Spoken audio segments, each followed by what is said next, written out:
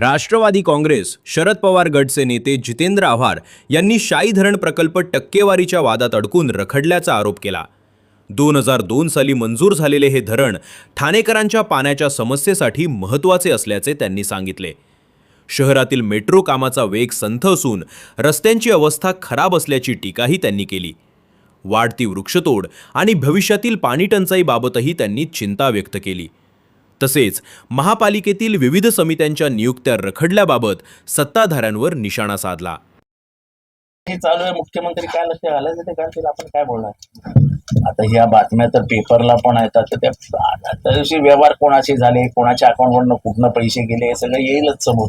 हे काय लपून राहणाऱ्यातल्या गोष्टी नाही, त्या समोर येणारच आहे। आता काय 2002 पुन्हा एकदा आपण पाठपुरावा करणार आहोत। काही करून काही फायदा नाहीये।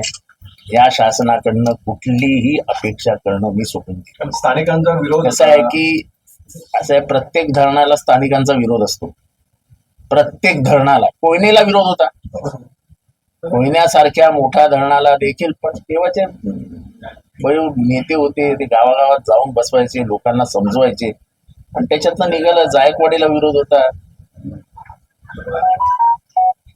आणि जी धरणं झाली त्या काय धरणाला लोकांनी स्वागत नाही केलं, या धरण बांधा।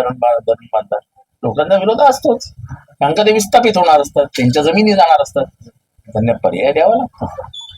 आणि हे इन्फ्रास्ट्रक्चर जे प्रोजेक्ट्स आहेत, धरणं वगैरे फार महत्वाचे। आता तुम्ही एवढे रस्ते काढतात, विस्थापित करत नाही लोकांना। जमिनीच्या जमिनी घेत आहे, बागायती जमिनी घेत आहे। तू तर कोल्हापूरचा आहेस ना, शक्तीपीठ तू कोकणात आहे, कोल्हापूरचं कोणी आहे? शक्तीपीठ जाते ते कुठनं जाते?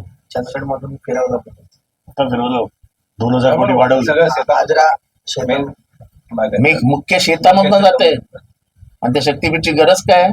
काहीच गरज नाही शक्तीपीठाची, काही फायदा नाही, काहीही फायदा नाही।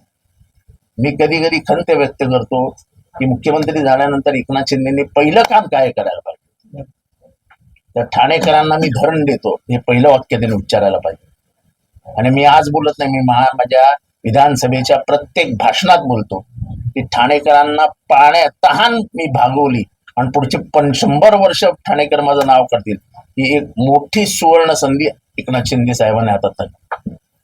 काही होणार नाही, उगाच काहीतरी यांच्याकडनं आशा करायला, तर पैसे नाहीयेत तुमच्या ठाणे महानगरपालिकेला, कटोरा पण घ्यायला पैसे नाहीत। म्हणजे कटोऱ्याने पैसे मागायचे, तर कटोरा घ्यायला पण ठाणे महानगरपालिकेकडे पैसे नाहीत, इतकी भिकाऱ्याची अवस्था आहे। यांनी महानगरपालिकेने शासनाकडनं कित्येक करोड रुपये आणले, त्या करोड रुपयाचं ऑडिट झालं का विचारा? विना ऑडिटचा महानगरपालिका चालवता तुम्ही, 3-3 वर्ष ऑडिट नाही। ते एकनाथ केळकर साहेब, संजय केळकर साहेब टा टा टा टा टा करून थकले ना। मुख्यमंत्री लक्ष देतात ना उपमुख्यमंत्री लक्ष देतात, ते वगळणारच ना त्यांना। ती योजना डोईजड झाली आहे ना, मतं मिळाली, ही गोष्ट खरी जरी असली तरी ती योजना टिकवायची, म्हणजे महाराष्ट्राचं अर्थकारण बुडीत घालण्यासारखं आहे। महाराष्ट्राचं अर्थकारण फार डबगाईला गेलं। अशा योजना आणल्या की असंच होणार, फुकटात तुम्ही एकदा द्यायची सवय लावली की घ्या, हे 1,500 घ्या, आणि प्रत्येक निवडणुकीला, आता ह्याच्या पुढच्या प्रत्येक निवडणुकीत, लोकसभा असो नाही तर विधानसभा, 2 महिन्या अगोदर एक योजना आहे ज्याच्यात 5,000 रुपये प्रत्येक माणसी घरी जाते। म्हणजे मतपूर्वी म्हणायचे, मला माहित नाही की मतदारांच्या हातात पैसे देऊन मतं विकत घेतली जायचे, आता हे शासनच 5,000 रुपये देणार म्हटल्यावर मग काय? अधिकृतरित्या 5,000 रुपये जर तुमच्या अकाउंटवर येणार असतील कुठल्या तरी कारणाने, 5,000 रुपये अकाउंटला, म्हणजे 12×5 = 60,000 रुपये वर्षाकाठी जर तुम्हाला मिळणार असतील, 5 वर्षाचे तुमचे 3 लाख रुपये झाले, 3 लाख रुपये एका मताला, काय वाईट आहे? त्या मत